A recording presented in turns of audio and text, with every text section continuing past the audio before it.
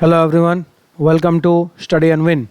In this video, we will discuss Indian polity, very important MCQ questions from the Supreme Court of India. That is very important for the upcoming combined exam or any other competitive exam that you are going to face in the coming days. Okay. So all of you know, few days back I had covered the important points from the High Courts of India. That was my first lecture on Indian polity. Okay, if you have not seen that video, please visit my channel, see, browse the videos. Like it will be like 5-6 videos. Okay, mostly before 5-6 videos the video will be there, that High Court video. Okay, you can see the title will be like Indian polity High Court, something is written like that. Okay, just check that video, because whatever I have discussed there from High Courts, that will only come. Okay, besides that, I have also made video on TPSC LDC exam cutoff. Okay, probable cutoffs, that will be almost plus or minus 5 difference will be there from the original cutoff. Okay, that will be released by TPSC. Okay, JRBT exam case updates, LDC type test live examples. Okay, and various important questions related to various subjects. Okay, and many other things like that. Okay, also combined exam I am also covering. I have already covered previous year question papers. Okay, so if you have not seen those videos, please go and check out in my channel. It will be helpful for you. Okay, and before I begin this video, please subscribe my channel. Okay, please subscribe my channel. So let me switch to Bengali. Okay, since this video is mainly targeted for the students of Tripura. Okay, let me switch to Bengali, as most students their mother tongue will be only Bengali. Okay, so তোমরা আমাদের চ্যানেলটা subscribe করে দাও শুরু করার আগে। ওকে, subscribe করে দিলে কি হবে, আমরা যখনই কোনো নতুন ভিডিও আপলোড করব তোমরা ইউটিউবে থাকলে নোটিফিকেশন পেয়ে যাবে। ওকে, আর যদি মনে করো তোমরা ইউটিউবে আসছো না, তখন আমি ডেসক্রিপশনে আমাদের ফেসবুক পেজে লিঙ্ক দিয়ে দিচ্ছি, স্টাডি অ্যান্ড উইনের। ওকে, স্টাডি অ্যান্ড উইন আমাদের পেজের নাম। ওই লিঙ্কটা ক্লিক করো, তোমরা ডাইরেক্টলি রিডাইরেক্ট হয়ে যাও আমাদের পেজে। ওই পেজে যাওয়ার পর তোমরা অ্যাকাউন্টে লগ ইন করো, করার পরে পেজটা লাইক ফলো করে দিও, যাতে করে আমরা ইউটিউবে কোনো ভিডিও দিলে আমরা এফবিতেও আপলোড করি। ওকে, আপলোড বলতে আমরা এখানে লিঙ্কটা শেয়ার করি।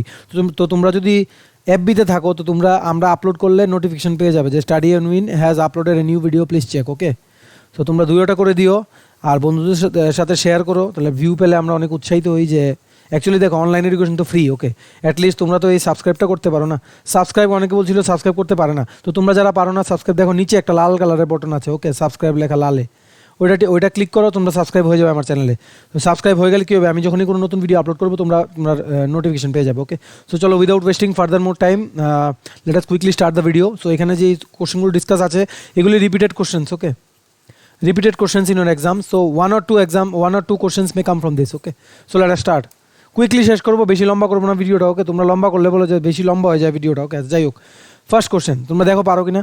টোটাল নাম্বার অফ জাজেস ইন সুপ্রিম কোর্ট, মানে সুপ্রিম কোর্ট আছে। ওকে, আমাদের সুপ্রিম কোর্ট হচ্ছে আলটিমেট ইন্টারপ্রিটার, মানে হচ্ছে সবচেয়ে উচ্চ মানে ন্যায় পাওয়ার জায়গা ইন্ডিয়াতে।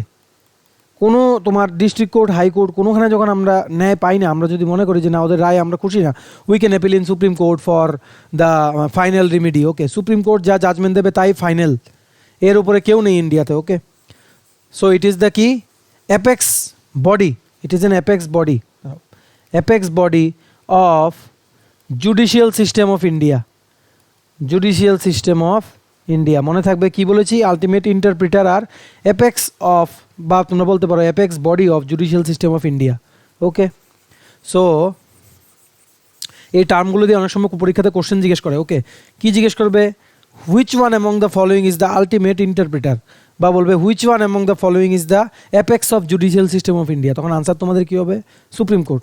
আচ্ছা, কী জানি বলছিলাম আমি, হ্যাঁ, টোটাল নাম্বার অফ জাজেস, মানে সুপ্রিম কোর্টে কতজন জাজ থাকে। তোমরা জানো সব কোর্টে একটা করে জাজ থাকে, সুপ্রিম কোর্টে নিশ্চয়ই জাজ আছে। ওকে, সেখানে আনসারটা কী হবে, অপশানে দিয়েছি কি 33, 34, 35, 31। সেখানে আনসার হবে তোমাদের অপশান নাম্বার বি 34। 34-এর মধ্যে 33টা তোমার থাকে জাজ। ওকে, প্লাস 1, এই 1টা হচ্ছে চিফ জাস্টিস। ওকে, তো টোটাল কত হলো, 33 + 1 = 34। Total we have the number of জাজেস ইন সুপ্রিম কোর্ট = 34, মনে থাকবে। ওকে, আর একটা জিনিস মনে রাখবে, তোমাদের এই যে সুপ্রিম কোর্টে যা তোমাদের প্রসিডিংস হয়, প্রসিডিংস মানে তোমরা বলতে পারো সুপ্রিম কোর্টে যখন কেউ কেস, কোনো একটা কেস চলছে, তো দুই পক্ষের তোমাদের উকিল মানে করছে ক্রস, মানে কি বলবো এটাকে, তোমাদের ওদের এফিডেভিট জমা দিয়েছে, তারপর ওরা ক্রস টক হচ্ছে ওদের মধ্যে, মানে ও একটা কিছু বলছে তারপর ও বলছে, ওকে।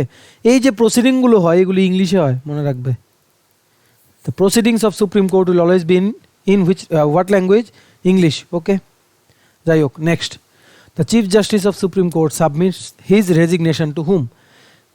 চিফ জাস্টিস যে আছেন সুপ্রিম কোর্টের, উনি যদি মনে করেন চাকরিটা ছেড়ে দেবেন, তাহলে যে রিজাইন লেটারটা মানে রেজিগনেশন লেটারটা ওটা কার কাছে সাবমিট করতে হবে? তো বলো, দেখো পারো কিনা আনসার। প্রেসিডেন্ট অফ ইন্ডিয়া, নাকি প্রাইম মিনিস্টার অফ ইন্ডিয়া, নাকি ভাইস প্রেসিডেন্ট অফ ইন্ডিয়া, নাকি জাজেস অফ সুপ্রিম কোর্ট? কি হবে এটা?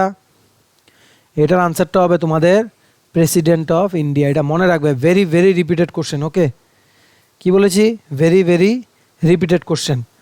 মনে রাখবে, তোমাদের চিফ জাস্টিস যিনি হন সুপ্রিম কোর্টের, উনি অ্যাপয়েন্টও হন বাই প্রেসিডেন্ট অফ ইন্ডিয়া।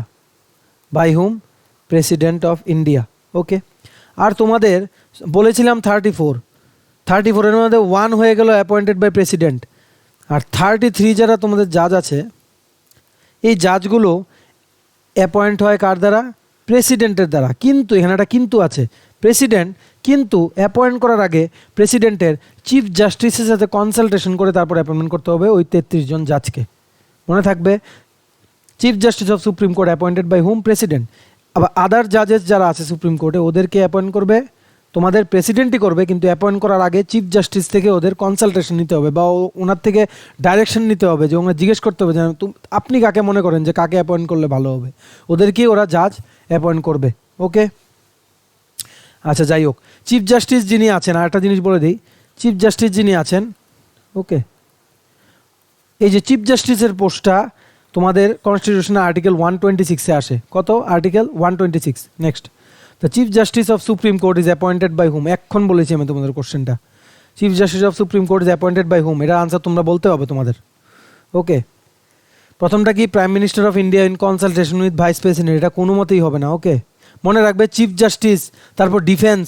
ওকে, ওইসব তোমাদের যখনই নাম আসবে তোমাদের প্রেসিডেন্টের নাম আসবে। ওকে, তো এখানে প্রাইম মিনিস্টার হবে না, president of India, this will be the answer. Vice প্রেসিডেন্টও হবে না, প্রেসিডেন্ট অফ ইন্ডিয়ার কনসালটেশন এটাও হবে না। ওকে, এখানে আনসার কি? Option number B, president of, দাঁড়াও, প্রেসিডেন্ট অফ ইন্ডিয়া। ওকে, মনে রাখবে, যদি তোমাদের এই যে 33 জন জাজ আছে সুপ্রিম কোর্টের, যদি এদের মধ্যে কাউকে রিমুভ করতে হয়, ওকে, ওদেরকে অনলি তখনই রিমুভ করা যায় যদি ওরা কোনো মিসবিহেভিয়ার করে। ওকে, মিসবিহেভিয়ার করে 1 নাম্বার, বা যদি ওরা কোনো মানে ওদের ওকালতিটা ঠিক করে না দেখাতে পারে, ধরো না ওরা এমন কিছু করছে যে ওরা জানেই না কিছু লর। ওকে, তখন ওদেরকে এই 2টা গ্রাউন্ডে শুধু ওদেরকে ডিসকোয়ালিফাই করা যায়। ওকে, মানে ডিসকোয়ালিফাই মানে রিমুভ আর কি, ওদেরকে রিমুভ করা যায় সুপ্রিম কোর্ট থেকে অ্যাজ এ জাজ। এই যে রিমুভ করা যায়, ওকে, এই যে রিমুভ করা যায়, এটা তোমাদের মানে সুপ্রিম কোর্টের জাজদেরকে যে রিমুভ করে, এটা তোমাদের কিসের জন্য বলেছি? মিসবিহেভিয়ার আর ইনক্যাপাসিটি।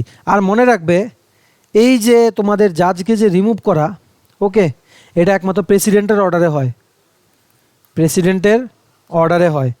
ওকে, মনে থাকবে তোমাদের।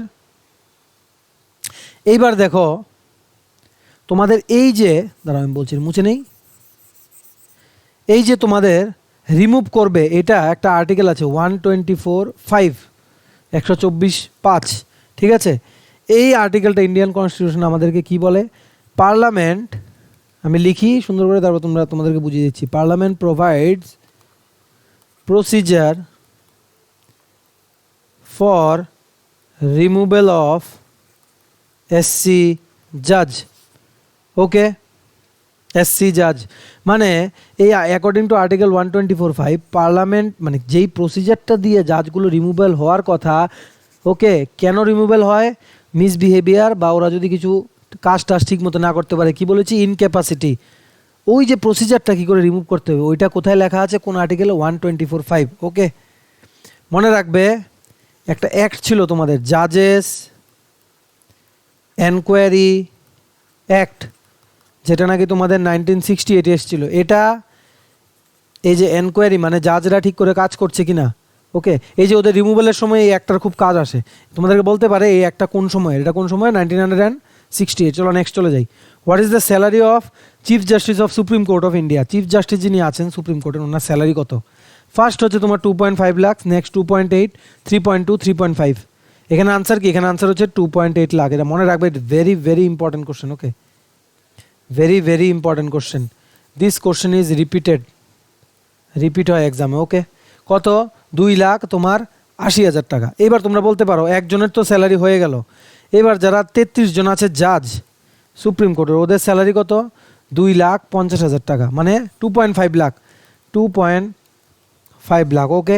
আর মনে রাখবে চিফ জাস্টিস আর তোমাদের জাজগুলো যখন রিটায়ার করে ওরা, তখন ওরা যে পেনশন পায় ওইটা হয় তোমাদের 50% অফ দ্য লাস্ট স্যালারি ড্রন, মানে ওরা যে লাস্ট মান্থে যে স্যালারিটা পেয়েছিল ফুল টাইম অ্যাপয়েন্টমেন্ট থাকার সময়, ওইটার অর্ধেক স্যালারি বা অর্ধেক জিনিসটা, অর্ধেক টাকাটা ওরা পেনশনের পরে পাবে, 50%, ওকে।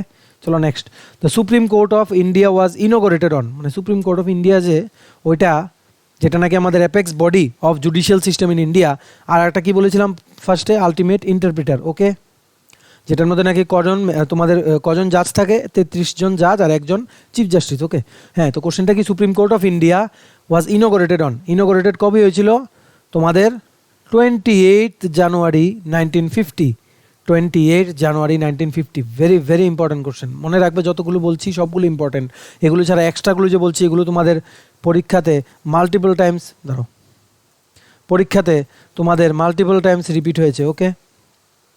কি বলেছি? 28 জানুয়ারি তোমাদের 1950, ওকে। মনে রাখবে সুপ্রিম কোর্ট, তোমাদেরকে আগেও বলেছিলাম, সুপ্রিম কোর্ট তোমাদের আর্টিকেল নাম্বার 124-এ আসে। আর্টিকেল নাম্বার 124 এটা তোমাদের বারবার রিপিট হয়, ওকে।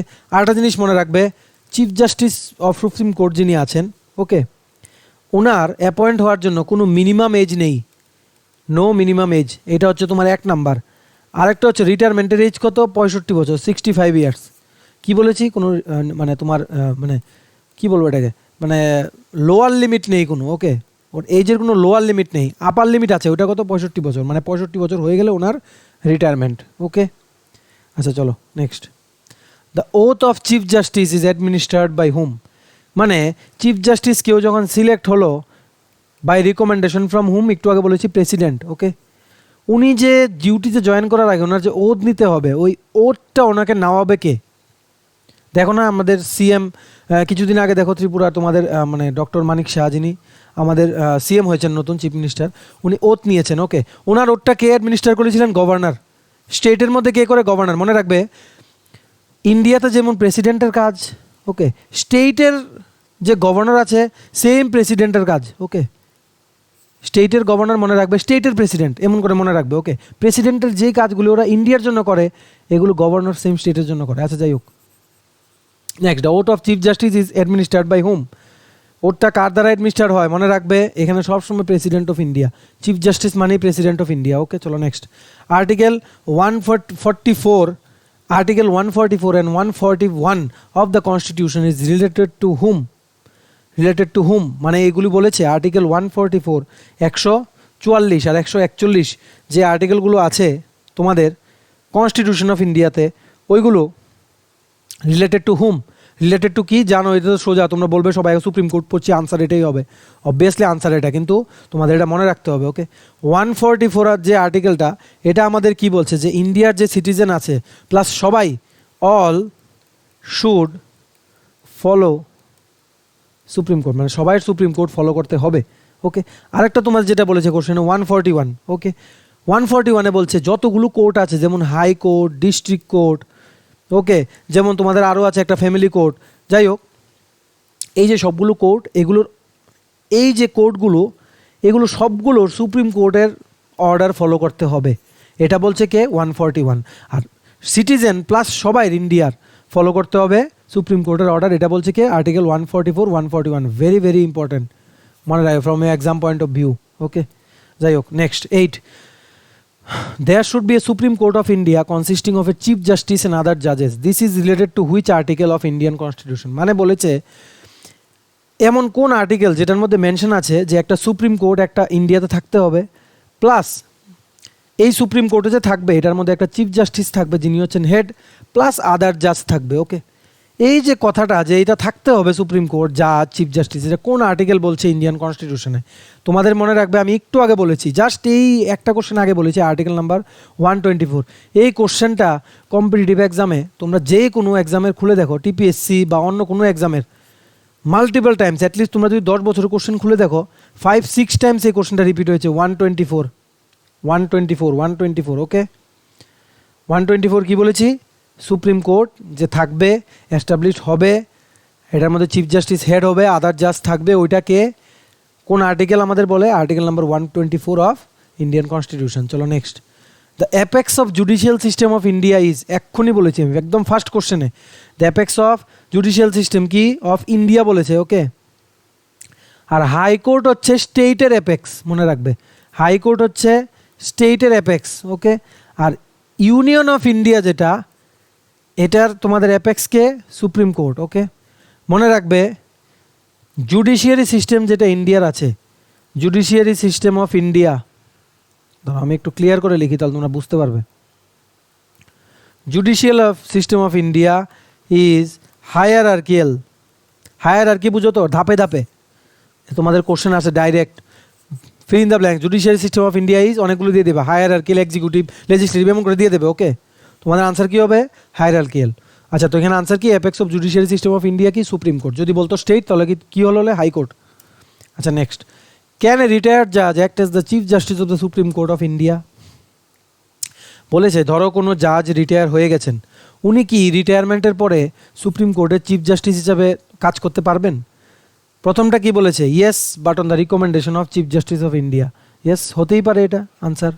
নেক্সটটা দেখো, yes but on the recommendation of chief justice of India and president approval. এটা আমার কাছে অনেকই লাগছে, নো তো হবেই না, কারণ দেখো মোস্ট অফ দ্য টাইম ওরা বিকল্প ব্যবস্থা রাখে। মনে রাখবে সব কিছুর বিকল্প ব্যবস্থা আছে।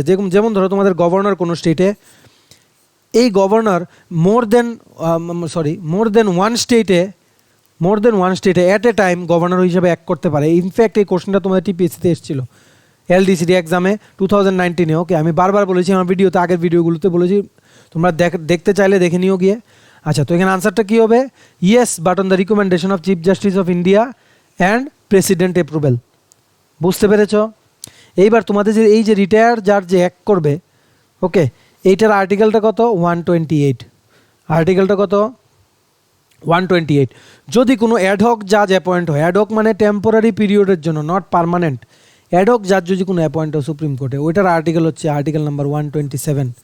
তো মনে থাকবে তোমরা সবসময় মনে রাখবে, যদি তোমাদের চিফ জাস্টিসের বদলে যদি কাউকে আনা হয়, সবসময় ওইটার মধ্যে চিফ জাস্টিসের রায় নিতে হবে, ওপিনিয়ন। ওকে, সো এই ছিল ছোট্ট একটা ভিডিও, টপ 10 তোমাদের সুপ্রিম কোর্ট নিয়ে কোশ্চেন যা তোমাদের রিপিট হয় তোমাদের এক্সামে। ওকে, তো তোমরা চ্যানেলটা সাবস্ক্রাইব করে দিও যাতে এমন কোনো ভিডিও আমরা ফিউচারে আপলোড করলে তোমরা আর নোটিফিকেশনগুলো পেতে পারো। ভিডিওটা শেয়ার করে দিও ফ্রেন্ডের সাথে, তাহলে আমাদের ভিউ বাড়বে। ভিউ বাড়লে আমরা উৎসাহিত হই যে না, স্টুডেন্টরা আমাদের ভিডিওটা লাইক করছে। ওকে, আর একটা কথা, ডেসক্রিপশনে আমাদের ফেসবুক পেজে লিঙ্ক দিয়ে দিচ্ছি, লিঙ্কটা ক্লিক করে লাইক আর ফলো করে দিও পেজটা, যাতে কোনো আমরা ইউটিউবে ভিডিও আপলোড করলে ফেসবুক থেকে তোমরা ডাইরেক্ট দেখতে পারো। ওকে, চলো নেক্সট দেখা হচ্ছে কালকে নতুন একটা ভিডিও নিয়ে, যেখানে আমি কম্বাইন্ডের জন্য প্রিভিয়াস ইয়ারের কিছু ইম্পর্টেন্ট কোশ্চেন আমি ডিসকাস করবো। ওকে, চ্যানেলটা সাবস্ক্রাইব করে দিও। টাটা, চলো ভালো থেকো সবাই, পড়াশোনা কন্টিনিউ রাখো। Okay, see you tomorrow with a new video, bye by.